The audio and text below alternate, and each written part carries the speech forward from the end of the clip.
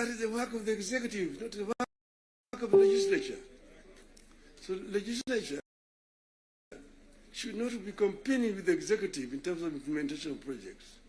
Allow the executive to implement and just correct them when they go wrong. That's the country will develop. Create a healthy environment for implementation of projects in the country. Then this country will develop. I know I'm being too honest with you people. And I know that the facts, the truth sometimes is so painful, but I think it is important to say this to honorable members of parliament. Thank you very much. May I now invite my brother to come and address you people.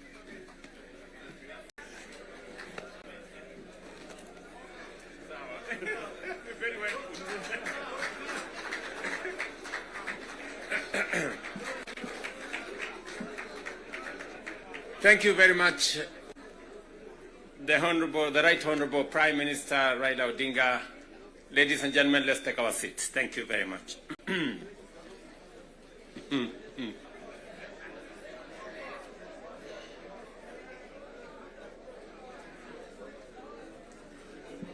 Now, honorable members, let me join the Right Honorable Raila Odinga and all the leaders who have spoken before me to welcome all of you to this very important first ever parliamentary group meeting that brings the two major coalitions together today here in Karen. Karibuni sana.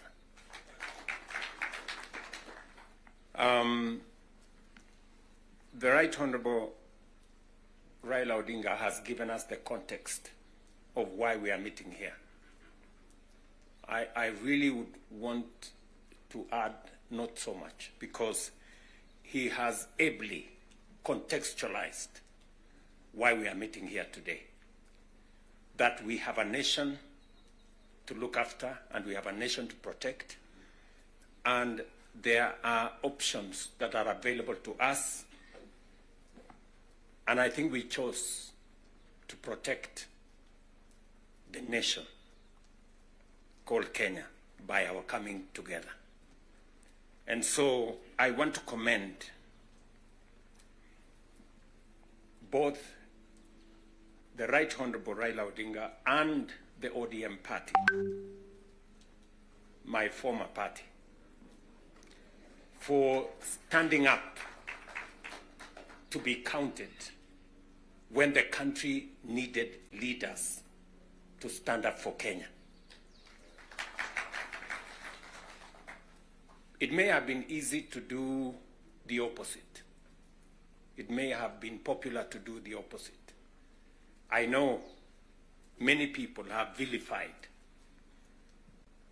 the Honorable Raila Odinga and the ODM party for the decision they took to stand for Kenya when there was need to do so. And let me say the following as the President of Kenya today. We have come from very far as a nation. We stand here today as a robust democracy, a nation that is making strides in our national development. And I want to speak to you candidly. I don't have a written statement because I really wanted to speak to you from my heart. Because where I stand today, I've had a political journey as a person. And by God's grace, I have come very far. You know, out of the 5 people who have become presidents in Kenya, I am one of them. I don't take it for granted, and I don't take it lightly that God has given me an opportunity to be one of the 5 Kenyans who have had the opportunity to lead this country. And I must say this to us as leaders, that a nation, the progress, the destiny of a nation is decided by leaders. As to whether we are going to be a progressive nation or we are going to be a failed state is going to be determined by leaders, by us, the people who are sitting here. And therefore, the place of leadership is almost sacred.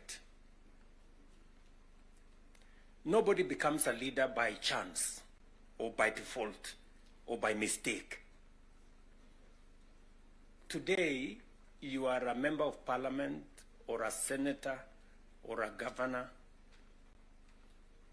or the position I hold and all the other positions that we hold because God and destiny has given us that chance. And we must think about it deeply.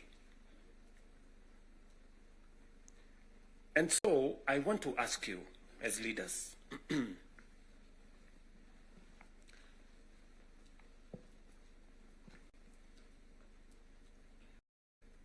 Honorable Prime Minister has given us a history of countries.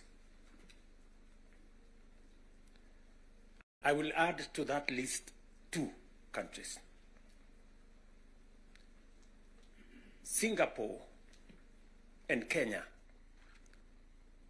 were the same countries 60 years ago.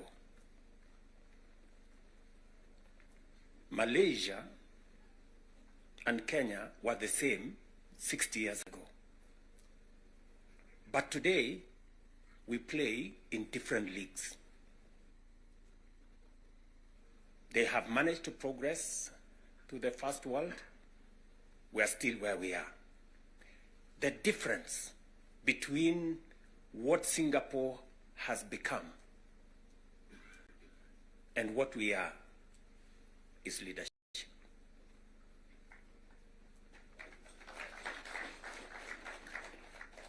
And that is the place, ladies and gentlemen, we occupy today. So that you understand the importance, the sacred position you hold as a leader. Sometimes people want to ask, how do people who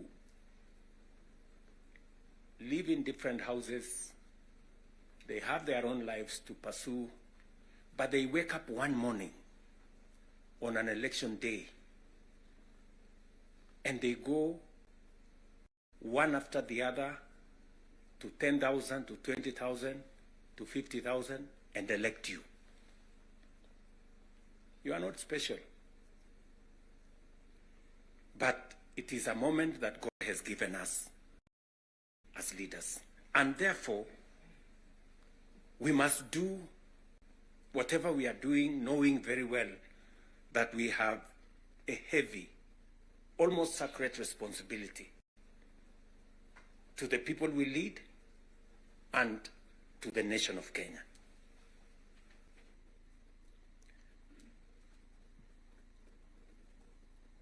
And it is not that we don't know what we should be doing. We all know what we should be doing.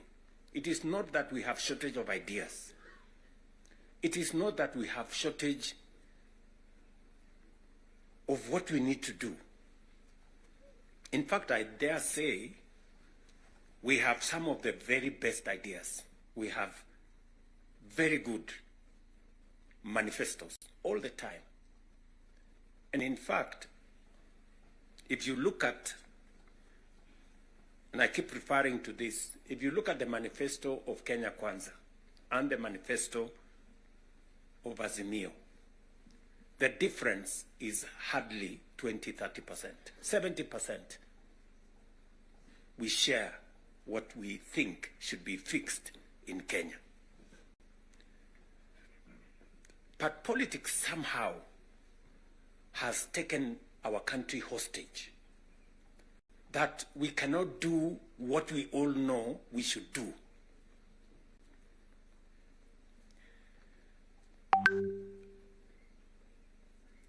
I have said that the difficulties that I face today as a president in Kenya are self-imposed. You know, I imposed on myself all these difficulties. Implementing the new funding model, implementing SHA, implementing housing, doing all those things.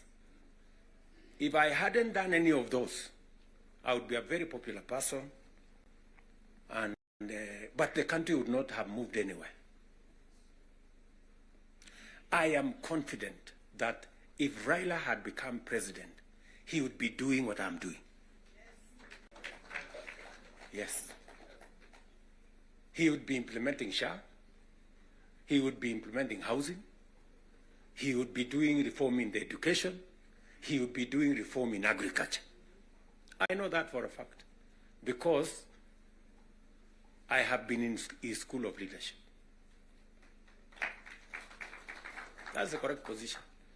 And he would be as unpopular or as he'd be having the same difficulties that I have today. But these are necessary for Kenya to change. Friends, we cannot change the country otherwise. And that is why he has the courage to stand here and tell you, let us stop the extortion. Yes. Very few leaders, because we like making peace with mediocrity. Or and trying to explain things that we shouldn't be explaining. Now let me ask you, friends. You know, we are all friends here.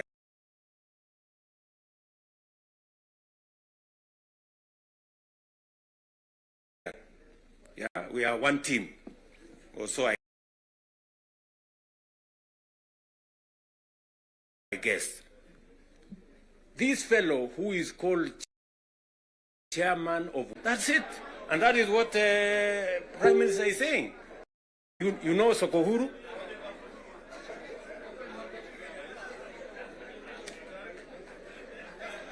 So, let me tell you. No, no, you see, and this is the same problem that we face. This is the same problem that we face. Because, look, for example, we passed the law that we all know, friends, we all know the problems we go through with fundraisings for people who have hospital bills. All of us. In your phones, you have WhatsApp groups. So-and-so has this, this condition, so-and-so has this condition, contribute here. True or not true? Yes. But we don't want to fix it because it's difficult. But I must commend you. I must commend the members of National Assembly and Senate, because you took the courage and passed the bills that today is beginning to solve the problem of health in Kenya. It may not happen instantly, but all of you can now see that there is a possibility that we can sort out the challenge of health and health delivery in Kenya. But because we had to be bold, we had to be bold and make the necessary decisions. Today, we are dealing with the crooked hospitals and health professionals who still want to steal from SHA and to steal from our health provision. And we will go after them and we will deal with them. So, what am I saying? I am saying the following. If we have to change Kenya, my friends, if we have, and we have a historic opportunity today with this broad-based government, we have a historic opportunity to unleash the full potential of Kenya. We all believe, I do, that Kenya is a very great country, this country of ours. There is absolutely no reason why Kenya is not like Singapore. We have what it takes. Let me repeat. We have what it takes to measure up to the countries in the first world. Yes, we do. Yes, we do. But we are playing in the wrong league because leadership, me and you, are refusing to stand up to what this country needs. I really want to persuade you guys. I really want to persuade you friends. Yeah? This is not about William Ruto. I am here today, I will not be there tomorrow. This is not about Raila Odinga. Right?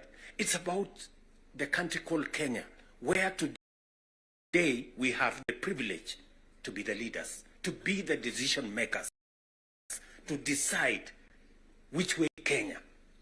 It is us who are seated here. It is us. And we have the historic opportunity to make this country what we have always wanted it to be, but it has not been.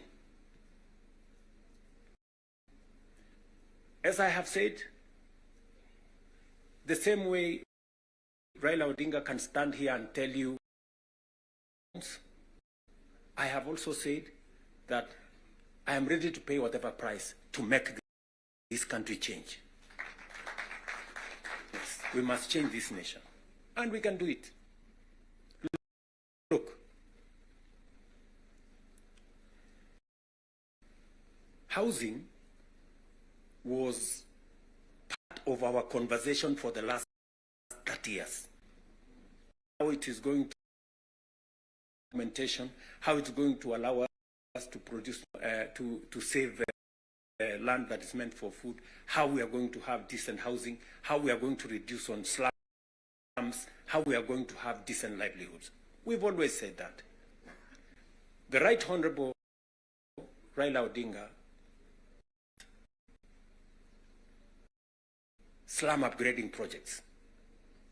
We started there. The housing levy, go and read.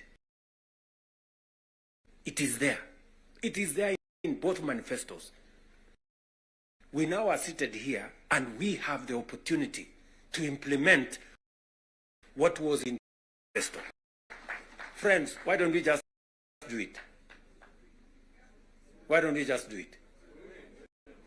We will do it? Yes. Let us just hold out and look.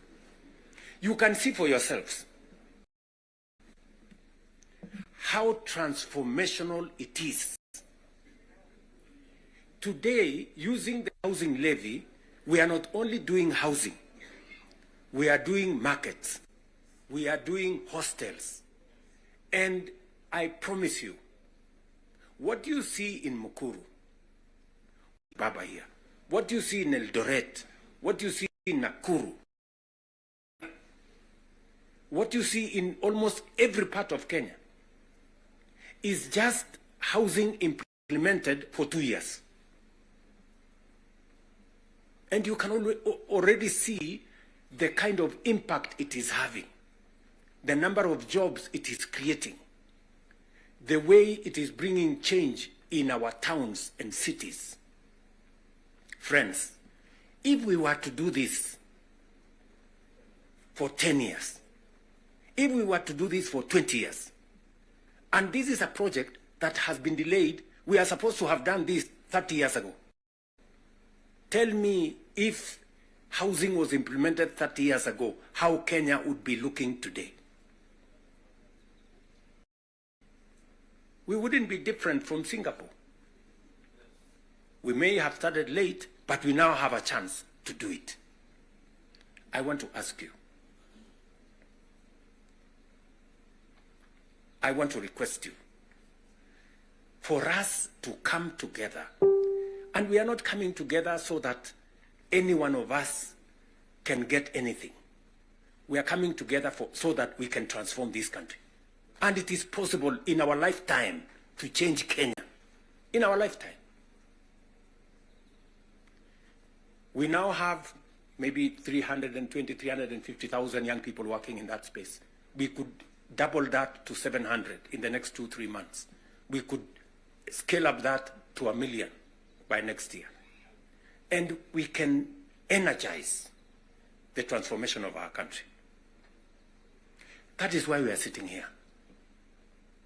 That is why Baba and I have called this PG. Baba has told you we are here for Kenya. I am buttressing what we are saying, what he is saying, by telling you what we can achieve together.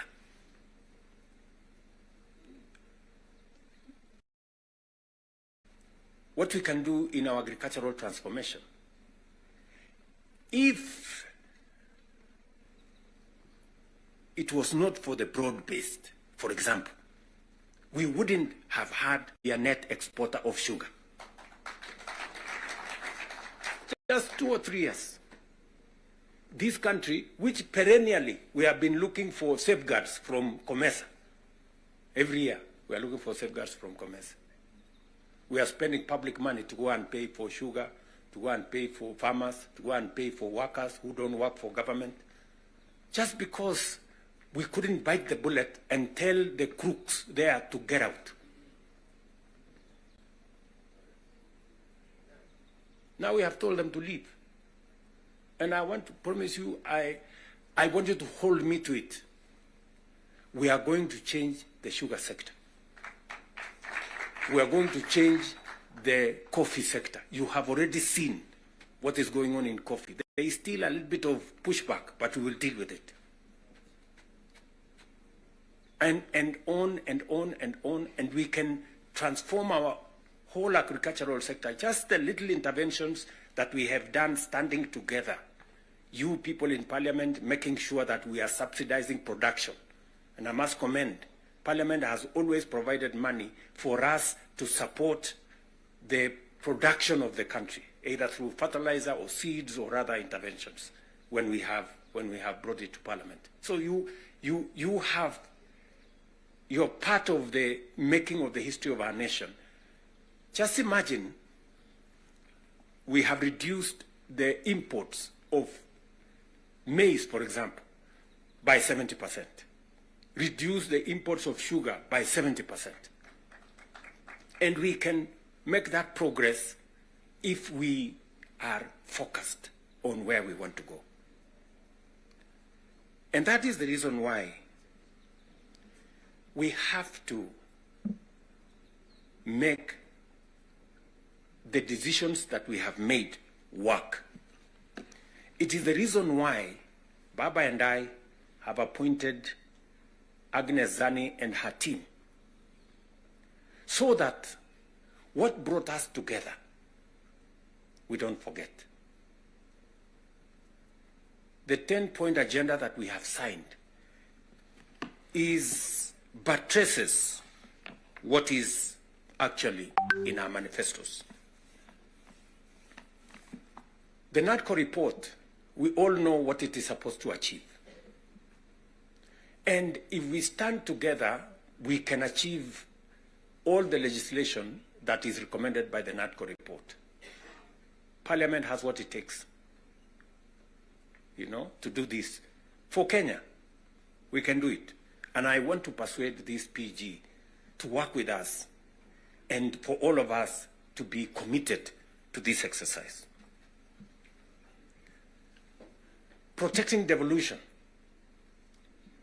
There is need for us as a nation to distinguish between governance and devolution.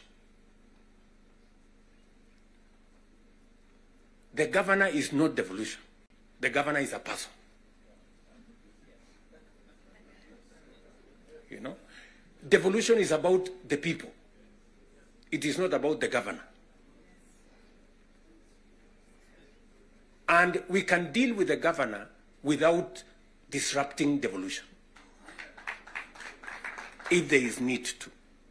But what is sacrosanct, what is constitutional, is that we must get local people, development, to be at a local level as much as is practically possible.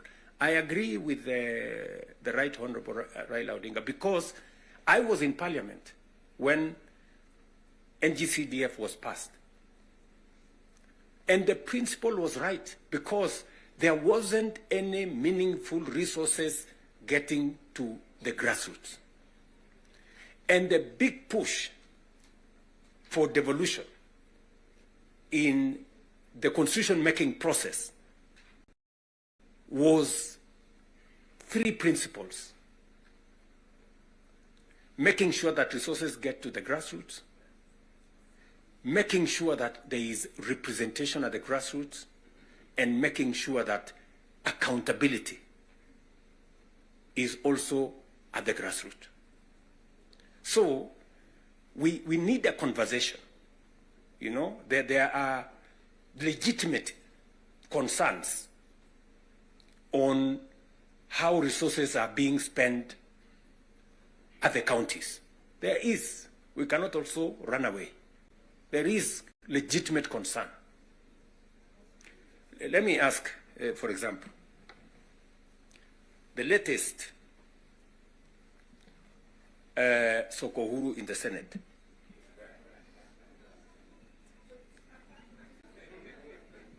Because you have to accept, you know, by virtue of the position I hold today, I am a consumer of raw intelligence. I know what's going on. Where does somebody find 150 million? Where? Huh?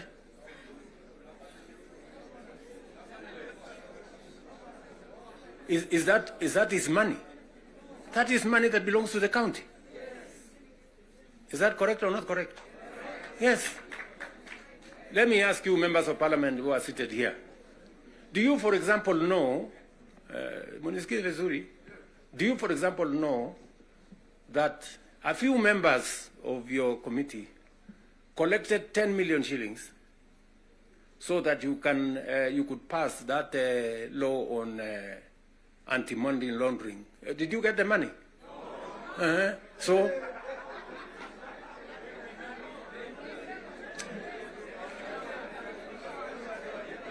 So, going forward, si tunataka tukubaliane, si we are one team.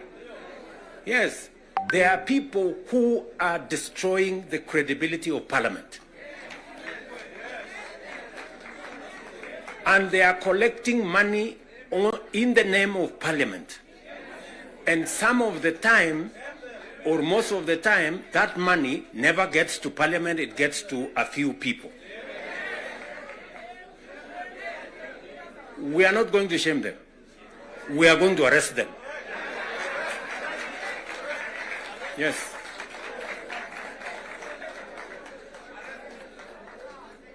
Do we agree? Do we agree? Yes. Whoever is giving and whoever is being given and whoever is doing whatever it is, we sort them out. Because the reality, friends, the reality is that there is a problem. And we all know here, tukitaka tukusema ukweli, there is a problem. And unless we sort it out, we are going to destroy our nation. We are going to destroy this nation unless we sort it out. And we must be as candid to ourselves here as we are candid in implementing what is transformational for Kenya. Tunaelewana? Now, let me say this. We must make sure that we get resources to the grassroots, but we also must make sure that the resources that get to the grassroots is used for the people, not other ways. And so we must do for the national government as well. In our 10-point agenda,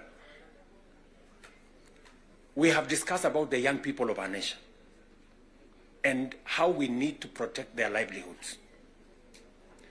I want to ask the leadership seated here today, members, I want to persuade you. We have a robust program. We have, I think, close to 8 or 9 different programs targeting our young people and how we can meaningfully engage them in employment and other interventions that benefit the young people of our nation. I will say this. We spend close to 650 billion shillings every year in education, making sure that our young people go through primary school, ECD, primary school, junior school, secondary school, TVETs, and universities. We must equally have clarity in how these 650 billion shillings we spend every year, at the end of the day, how do we recover that money? By making sure that our young people become a resource for the development of our nation instead of being a problem to our nation. We must do that. And there are 6, 7 interventions that have gone through Parliament. Housing is one of them. Export of labor is another one.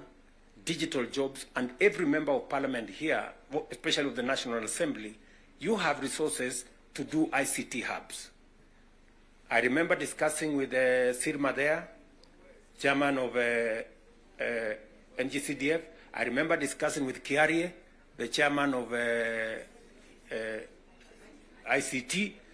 And if there are any issues that concern, sometimes maybe we have a problem with resources, Mbadi is here. He knows that if there are resources that needs to be made available, it's for us to provide interventions for young people to get an opportunity to work. You know very well that we can create hundreds of thousands of jobs in the digital space. You are aware of what we are doing in Nyota.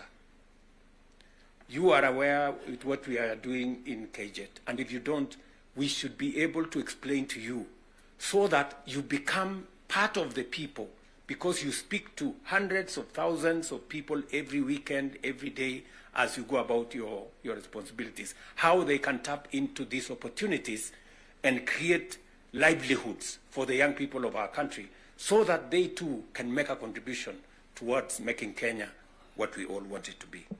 And I can continue, and I can continue on all the other aspects that we have worked on. We agreed that we must have a conversation on national debt because it has the potential to threaten our development. It is the reason why my good friend Mbadi and I have been in many different places, and we have done the most that we could to contain the issue of debt. We have gone out of our way to look for alternative sources of funding so that we don't always go to borrow. We have gone the route of securitization. We've gone the route of private-public partnerships. You know very well that we will be starting the construction of the road all the way to Mau Summit from here, Ironi. We are not going to be spending any debt money from government. The road is going to be built on private-public partnership. You know very well that we are going to begin the railway going all the way from Naivasha to Kisumu all the way to Malaba. We are not going to be spending money from debt like we did with the first section of the railway. We are going to be using public-private partnership to do that road. And many others that we have, we are thinking outside the box so that we can craft alternative mechanisms of delivering on public infrastructure or public goods without necessarily endangering the country with national debt. So we are working at it. It is part of the recommendation of the 10-point agenda that we must deal with. And we are seized with that matter. We will be giving, Mbadi and company will be giving a report to Zani's committee on what practical steps are we making to respond to the issues in the 10-point agenda. What are we doing about the young people? We will be able to tell Zani and the PG should be there to monitor what we are doing so that we not only do it for us, but we also do it for the people that we represent. And finally, because I do not want to belabor the point, I said we have a historic opportunity. It is not always that protagonists come together to look at the greater interests of the country. But God has given us this opportunity. And I must commend Baba here, because very few leaders have the courage and the mettle to withstand criticism and stand for the nation. Very few people. Very few people. Many people look for what is convenient, what is popular, even if it is wrong, and they want to pander to it. But when a nation's destiny is at stake, you need statesmen, you need people who have the courage to put Kenya first and everything else secondary. So, what am I saying in conclusion? I am saying Zani and team have a job to do. They will be briefing Right Honorable Raila Odinga and myself on what needs to be done. We will be able then to guide what will be happening, what the executive need to do, what the legislature, the role the legislature need to play, and the role others may need to play. And as we do that, we will need another opportunity to be granular. Today was the first occasion for us to deal with this. But down the road, we need to bring the members of the executive, at least the ministers, to come so that we can have a meeting of minds between the executive and the legislature on matters that are of national importance. Further down the road, we may need that engagement. Maybe not in a sitting like this.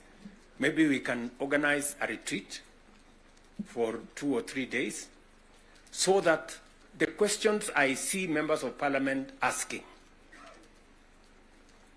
on some of the programs, we can fully understand the import of the programs we are running, what they are meant to achieve, the transformation that is supposed to happen, and how we position ourselves to make sure that we provide the push necessary for that transformation to happen. again focusing on the greater picture, the bigger picture of our nation. So, ladies and gentlemen, I want to say thank you very much for coming for this session. I know we will listen to you by way of feedback on some of the things that you want us to respond to. We are here because we are one team and we want to succeed together. And we want to make sure that none of us is left behind. Are we together? So, mimi nimesema asante sana. If there are any questions directed to me, I will be willing and ready to answer. If there are some directed to any one of us here, we will be able to answer.